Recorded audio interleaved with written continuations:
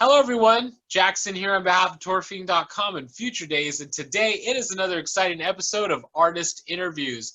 Today I am sitting with CHRISRGMFB. How you doing today? I'm doing good, Jack. Thank you very much. Thanks for having me on. Well, thank you for being on today. It's nice to be able to sit here and talk with you. I admire your stuff. Like, you have some really good music, and I can't wait to kind of dig in and find out more about who you are as an artist. Thank you very much. It's great to be here, and I'm glad to be. This is the first interview that I've done, so I'm glad to be able to kind of put my story across as well, and let everybody know how I kind of got started and how I got into it, and what I'm going to be doing in the future, hopefully. Well, that's awesome, and I cannot wait to get into that. So, how's the weather over there? Like, what's it like over where you're at? I know right now it's like kind of like evening time for you. Yeah, it's starting to cool down over here now. We don't get very hot summers anyway. It's usually like our summer usually lasts around 3 days or so. So we don't get much hot weather over here. It's usually raining. But it's starting to come into the autumn now. It's starting to cool down properly. So the winter's coming, I think. Maybe we'll see some snow this year as well. It's not a very common occurrence, snow, but hopefully we'll get some this year. Well, hey, if you do that, that'd be awesome. I mean, I wish we would have some snow here in Los Angeles. We never get any snow. No snow at all. If I wanted to go get snow, I have to go 40 minutes all the way up to the top of Big Bear just to see some snow. I mean, right now we're suffering with the heat, 80, 90, almost 100-degree weather. So, but for people here in California, in Southern California especially, if it's anything that's above like 75, it's very uncomfortable. I think we're kind of spoiled. Yeah. Well, I think there's pros and cons to everything. We don't have our climate over here isn't very warm or cold. We don't get much heat over here, but again, we don't get like very many extreme weather events or anything. We don't get tornadoes or hurricanes very much over here. Sometimes we'll catch like the tail end of a hurricane that's out in the Atlantic somewhere, but that's about it. So you can't complain about that, really. Well, that's good. It's nice and calm where you're at. I'm sure you guys have nice weather, nice cool weather. You guys experience falls and stuff like that, right? Yeah. We get the seasons. Usually we don't get extreme seasons though. It's never an extreme summer or an extreme winter. It's just it falls in between them sometimes. It's usually our winter's usually like a long sort of fall for you guys, I would imagine. Well, maybe not for you. You're where you're from is probably hot all the time, would it be? Yeah. It's like we Yeah. have two seasons, spring and summer. We don't have anything else but that. Yeah, and that's it. Well, I look forward to visiting there one day and seeing what it's all about where you're at, because I'm sure it's just amazing. And I know one day soon, when we're able to travel again, I will definitely be over there to check things out.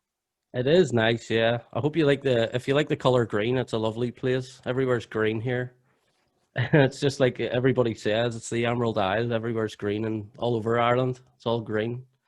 Well, see, I've always wanted to go to Ireland. I've always wanted to experience it all, and I am a big lover of green. I mean, over here it's mostly like orangey and like brown and yellow here because it's sort of desert area, a lot of dry stuff. Yeah. But hey, I'm looking forward to seeing some green. I really am. So today we're going to ask you a couple of questions and see where it goes from here. Are you ready to get into it? Yeah, let's go. What are three of your most memorable moments from your musical career? So I haven't really been in the game very long, as you know, well, sort of with electronic music anyway. I mean, between playing and making music, I've probably been doing it for most of my life. In some way or another, I've been involved in music for most of my life in some way. But with in regards to electronic music, I would have started like 4 or 5 years ago with it. But when I say 4 or 5 years ago, that was like an on and off kind of thing. I was doing a lot of remakes, and when I say on and off, it was like I was making something and then maybe not going back to it for months at a time, and then sort of going back and looking at it again, maybe finishing it or whatever else. But releasing music and all the rest of it, I've only sort of started doing that this year. So a lot of my memorable moments so far would be probably like first timers, if you understand. So it's like one of them would probably be the first time that seeing my music up on Spotify for the first time was definitely one of those moments. I think if you had told me a year ago that I would have music on any of the music streaming sites, probably wouldn't have believed you. So that was seeing my first one go up there was a pretty proud moment for me.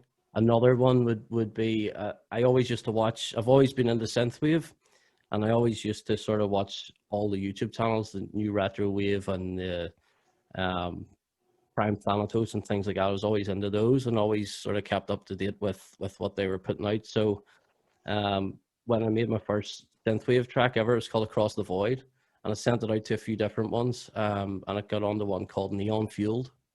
And I just thought that was, I thought I had just hit the jackpot in the lottery or something. That's what it felt like to me, to be on something like that, and to see myself in amongst some of the other music that they were putting out was just an incredible feeling. And another one, I suppose, would be I've released a couple of tracks on, I don't know if you've heard of it or not, but there's a platform called Royalty Free Planet on YouTube, and they would base a lot of music. They would upload a lot of music on for content creators to use in their stuff. And I used to actually stream, so I understand the difficulties in finding music to use on your streams and things like that. And so I released a couple with them on their YouTube channel, and then after a couple of weeks, then I started to see my music appearing in other people's videos, and just to hear something that I had made going into something that means something to somebody else was just crazy, and I just never. It was something that I never thought I would see. So yeah, just unreal, honestly. And that's, as I say, most of my memorable moments would come from first timers at the moment. I think my career is something to look forward to in the future rather than what I have done already, if you know what I mean.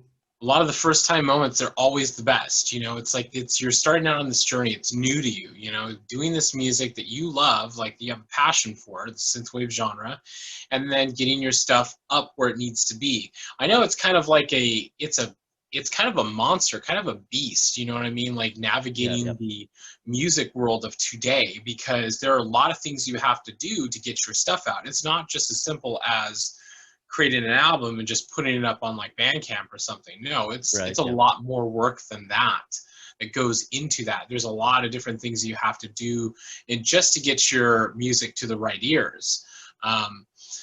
As opposed to 30 years ago, 20, 30 years ago, when it was like all you had to do was, submit it to somebody and they'd, possibly play it or not. Now there's no gatekeepers now. It's up to you as the artist to kind of push yourself as much as you can. But getting into Spotify, it's like, I know what that feeling's like, putting your stuff out there, getting it up for the rest of the world to hear.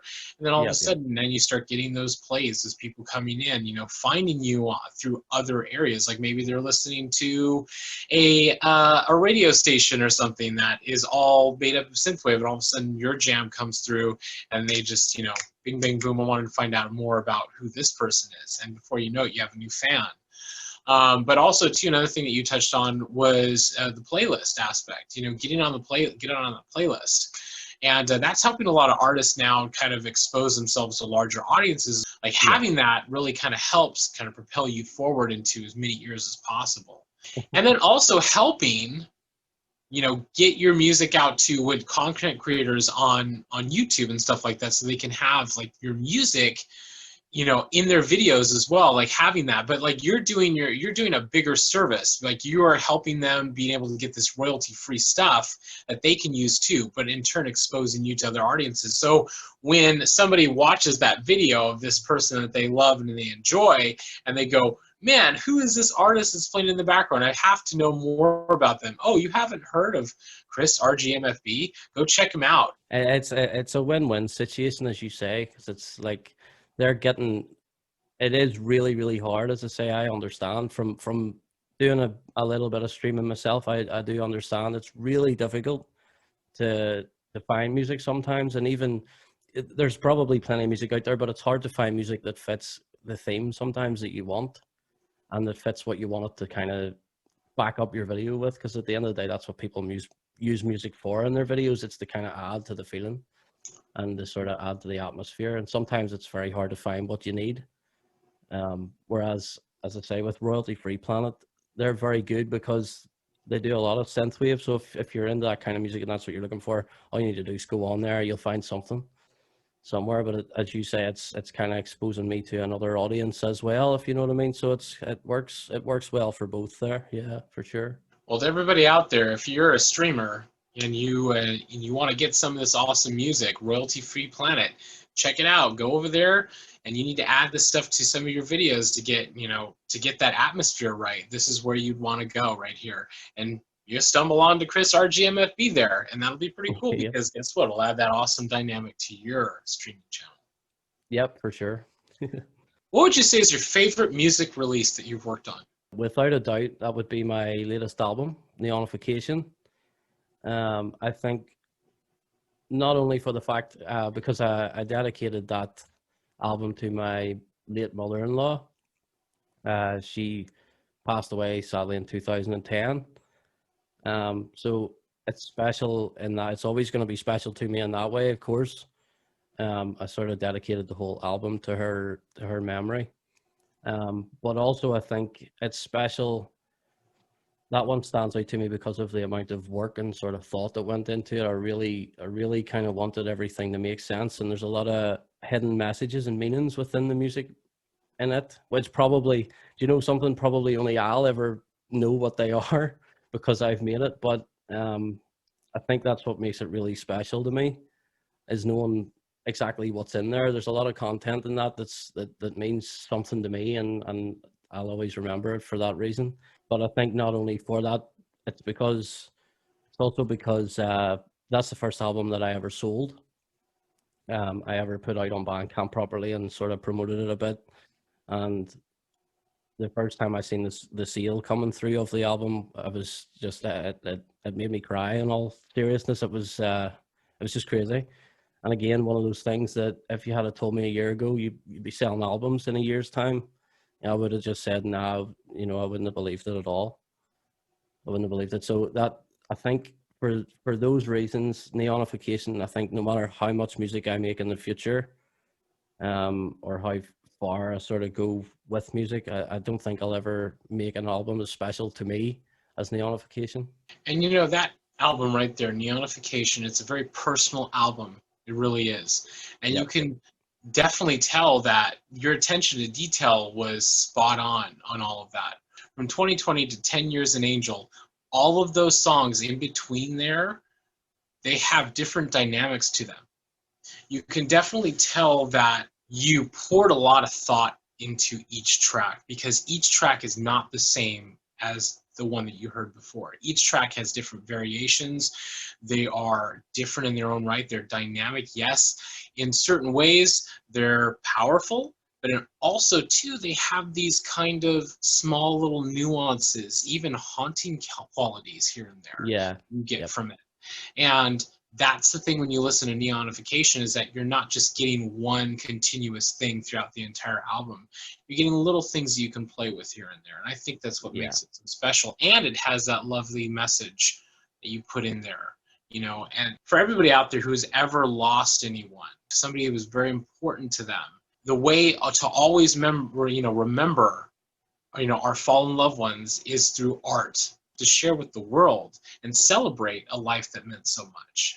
Yeah, the big message, I think, in Neonification, obviously, that when you start with the word Neonification, what happened was I had just changed my logo. So I used to have just a pink and black sort of PNG logo, and then I changed it into what it is now. So it's just like a transparent kind of neon circle. So the word Neonification to me meant to make something light up, to go from sort of dark to light. And you've listened to the album, so you'll know yourself. It kind of starts off dark and sort of somber at the start, and as the album kind of progresses, the sounds that are used in it kind of get a bit lighter and more energetic, to kind of go with that. And what I'd almost tried to kind of tie that in with the whole fact that things start with the death of my mother-in-law. Over time, it gets sort of easier. It's sort of times a bit of a healer, and it gets easier to deal with. So I kind of tried to make the whole album have the theme of going from dark times to light times, if you know what I mean, and tie that in also with what's happening this year, because it's to remind people that there's light at the end of the tunnel. It might be dark now, but it's gonna improve, and it'll get better eventually. You know, so Yeah. as I say, there was a lot of thought went into it. I probably overthought it in some parts, but yeah, it's a special album to me. Well, I thought that there was the right amount of thought put into it, and you do see that wave of like going, from darkness to light. You know what I mean? Like going up, and it's like that's just how it is in life. It's like sometimes we have these moments where they're just so dark and so, they just keep piling things on. You feel like you can't breathe, and then all of a sudden there is a clearing, there is an opening to the tunnel at the end. That in those dark moments we can't really see them, but if we just open our minds, listen, and open our eyes and just kind of look around, those things will come into focus. We just need to know what to look for, I think, is what the thing we're talking about here is, to look forward to that, like be able to see the signs when they're there. And I think that with you coming out with this album, you really kind of help at this time, you really kind of help bring a little bit of hope to the world right now, because that's what we're doing as artists now, is it's like trying to bring a little bit of hope in the dark, no matter what it is, no matter if it's writing, no matter if it's creating an album, or, it's a piece of artwork. It's like it's bringing some type of joy, some type of a hope in some way to somebody who's feeling a certain way in their life, and it helps resonate with everybody. Yeah, for sure. I mean, I've had people who've sent me private messages on Instagram and things to tell me that my music has helped them deal with certain things in their life, which on its own is just, that's an absolute honor to have somebody message me that. I'm really, really glad. Like, people don't understand the amount of influence sometimes that artists have, musicians have, or any type of artist, really, as you say. But it can be a crazy thing. It can be a crazy power to have. Yeah, and the influences, it really does help a lot of people. I know for us, even though we're doing these artist interviews, we do get like messages and things like that, just like what you were talking about. Get private messages from people saying these help me, throughout my day. I like listening to these. I like watching these because they make me feel some sort of joy and some sort of hope to know that, hey, it's not as dark. It's really kind of helping me get through my day. No matter how dark it may seem, it doesn't have to be that dark, because remember, everybody, when you wake up in the morning, you have the choice of the kind of day that you want to have. If you just open your heart, open your mind, and just see what's around you, you realize that you can have a very positive and uplifting day when you want to. Yeah, exactly. What was the drive behind getting you into making music? So I've always loved the 80s. I think I've always loved music in general. And to be honest with you, I don't just listen to synthwave. I listen to a lot of different music. I would listen to some dance music.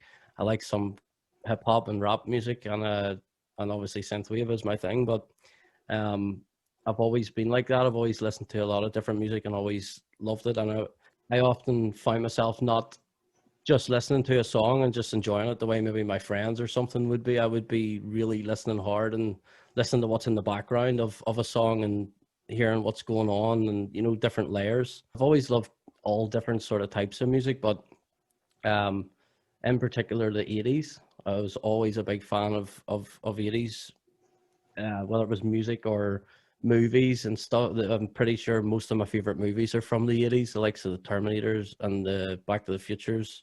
I also, when I was younger, I had a Sega Mega Drive. It was probably a Sega Genesis in the US. Jack, is that right? Yeah. Yeah, I believe so. Yes, I'm Yeah. not too sure on that because I was, a Nintendo kid. I didn't have Sega, but my friends had Sega, so But I think that's probably right. Sega Genesis, yeah. Yeah. Well, I had a Nintendo, or I didn't have a Nintendo, but I loved the Nintendo as well. I think my cousin had a Nintendo that I would have played sometimes, but I had the Sega, and this Sega Mega Drive was played until it would play no more. And I think actually I enjoyed the music from those movies and games and things more than the actual movies and games themselves sometimes. And I actually take a lot of my influence from those. You'll probably hear a lot of those influences throughout anything that I make, because I just loved it so much. I loved those times, and I think they remind me probably of my childhood as well, and that's why you'll hear a lot of it throughout anything that I make, really. Well, that's great. Like everybody has these little influences in their life. You know, I know we were talking like about video games and things like that, you know, like systems when I was younger. I mean, I had a Nintendo gaming system, and I agree with you on that right there, where it's like I fell in love with some of the songs that were being played. You know, you play the video games and you walk around humming the songs, like, you know, like Mega Man X and stuff like that. But it's funny how those things kind of influence you later on into life. You know, as you get older, they kind of stick with you. You know, they just really do stick with you, and you kind of find yourself, like, when you decide to start creating music, you kind of find yourself being influenced by those little things when you're younger. You know, I think that when you were talking about like movies, like how you felt like you were more influenced by the scores than the actual movies themselves, I can relate to that as well. It's like when you think of the theme song from Terminator, right? Amazing theme song, right? Amazing theme song. It's very Yeah. recognizable. Everybody knows it. Same thing with like Star Wars. If you think about Star Wars, you know, all the songs from Star Wars, all the themes from Star Wars, like people immediately recognize them. Doesn't matter. Like Yeah, yeah. they'll know that's, you know, that's what it is. But it's like, you know, for me too, it's like one of the big things that influenced me as far as like themes from a movie is like the Predator theme when I was younger. You know, Predator Oh 1 yeah. and 2. It's like those, you know, those things kind of stick with you. So, and of course, I was a huge fan of like George A. Romero films, you know, like the themes from Dawn of the Dead and like Day of the Dead. Like those things, you know, kind of stuck with me as I got older. And then when I started like doing like my first band, Death Diary, it was just like, I have these influences. I got to inject these into the rock music too, you know. So you get these things where when you start becoming a musician in some way, some shape or form, or a producer, you kind of go back to those earlier times and go, what can I incorporate from these things that influenced me when I was younger? And you'll find that when you start to do that, you can play in a different medium than you never thought you could, you know. Yeah, exactly. And I genuinely actually believe that that's why I have such a love for instrumental music as well, because of all those scores from the movies and games. I genuinely feel like that's why I have such a preference for instrumental music. Like I would listen to a song's instrumental rather than the whole song with the vocals and stuff in it. Like I would always search for the instrumental version and listen to it. I don't know, but as I say, I think that's probably why it is, you know, because of those days and because of those influences that I have with what I do. Yeah, right there, I tell you, you know, it's like those themes. It's like, I guess that's the great thing about this genre, the synthwave genre, is it's all about mood and feeling. So it's like whenever we're listening to something, especially if you're driving in your car at night, you're listening to synthwave music. A lot of it doesn't have vocals. I mean, a lot of it does have vocal. I mean, some of it has vocals, but not everything has vocals. It's more about Yeah, mood, feeling. So it's like you put yourself in the kind of mood that you want to be in. You know what I mean? You really do, and that's it's open ended for interpretation. exactly. That's the beauty of it. What are you looking forward to accomplishing the most moving forward? I would like to go as far as I can with music. Obviously, I think everyone does, but um, I kind of like to just take my time with things and sort of go through things one by one. I don't like to kind of get too far ahead of myself and aim too big and maybe not end up reaching that target. Um, what I've really done from the start is just set myself some small achievable targets that I can hit, such as, you know, my first one would have been kind of make a song, or kind of make a track. And then when I've made a track, maybe kind of I make another track. Can I make enough tracks for an EP? Can I make enough tracks for an album? Can I sell an album? You know, just things like that. And just that's the way I like to work. Just kind of try and progress things slowly. And I think you find anyway, naturally, just as you sort of progress in your ability and with practice, I think those challenges progress themselves as well in difficulty, if you know what I mean. So it sort of takes care of itself. That I wouldn't like to be kind of getting ahead of myself and aiming too high and maybe ending up nowhere near it, you know. So I just kind of like to take things slow and take them as they come. And, you know, that's a good thing too, right there. Like little goals, little attainable goals here and there. You know, through a musician's career, through an artist's career, doesn't matter. As long as you set these little goals here and there, you can achieve great things. It's like sometimes, yes, the big dream is great. You know, like having that big dream. Like, yes, you got to work towards that big dream, but all the way towards that big dream, there are little things you have to knock out every single day to get there. It's not just going to be from point A to point B. There's always gray areas in between it all. It's like you have a linear path, right? You could see it at the very end, but guess what? We're human beings. Sometimes we veer to the left, sometimes we veer to the right. But always it drags us back to where we need to be because we know what's important. And we have to just knock them out here and there. So it's like for anybody out there, it's like if you're an artist wanting to start out, wanting to build your music and your creativity, do right here. Do it like Chris right here, like knock out those little goals. Like find out, like, hey, can I write a song? Can I write 3 songs? Can I write an entire album? And then eventually, if you want to, can I have this entire album? Can I perform this entire album live? Like, can I, do these, can I tour eventually one day? Like, or can I get my music into a movie or something? It all depends on what you want out of your career. What positive message would you give your fans out there? First and foremost, never give up. That would be my main message. I think if you have a dream and a plan or something that you want to do, I think you should follow it. Life's too short to be living just wondering what could have been. I think if, as I said, if you have a dream, I think you should follow it and work hard at it. I was actually studying before I started taking music seriously, right up until this sort of pandemic happened. I had been studying for something completely different, and being stuck in the house just kind of made me think, you know what, I'm just going to go for this and I'm going to give it my all and see where it lands me. And now I'm really, really glad that I did, because I've done things that I never thought I would be able to do up to this, even just after this short time. So I think if you have a dream, never give up on it and work hard. Don't be afraid to be who you are.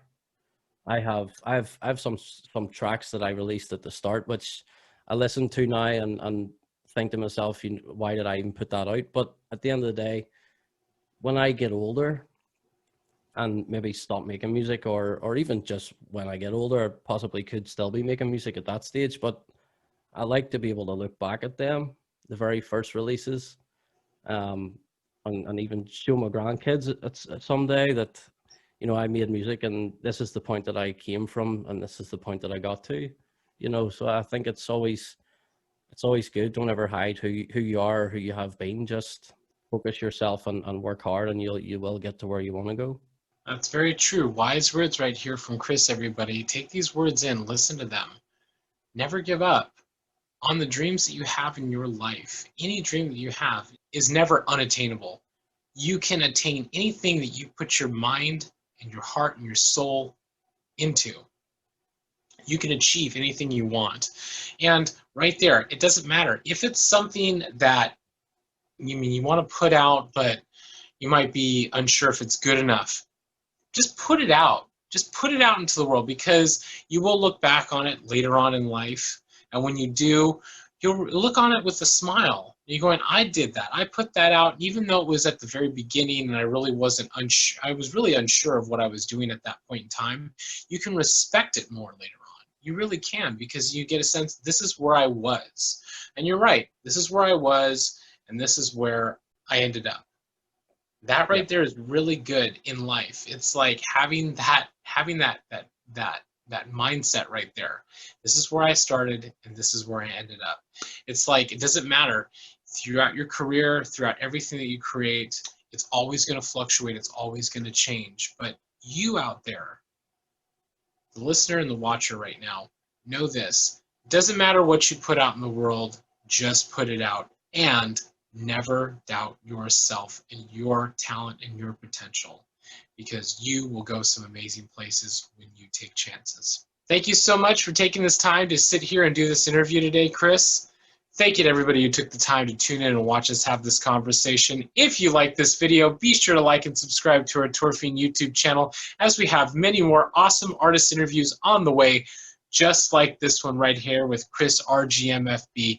Thank you so much, Chris, and I look forward to seeing you again very, very soon. It was a pleasure, Jack. Thank you for having me on. Brilliant. I enjoyed it very, very much. It's hard to come by a decent conversation these days with everybody locked in their houses. But thanks for having me on. I really enjoyed it. Well, thank you for being on, and thank you for talking to us and giving us more insight into what you do and all the amazing things that you're creating. So to everybody out there, I want you all to go check out Chris's music right here. CHRISRGMFB. Go check him out on all major music platforms. Go listen to his music. Get into it. Go on a journey. Get inspired. Do amazing things, because this guy is going amazing places. Thank you so much, Chris. And remember, everybody, dream it, build it, and let it grow.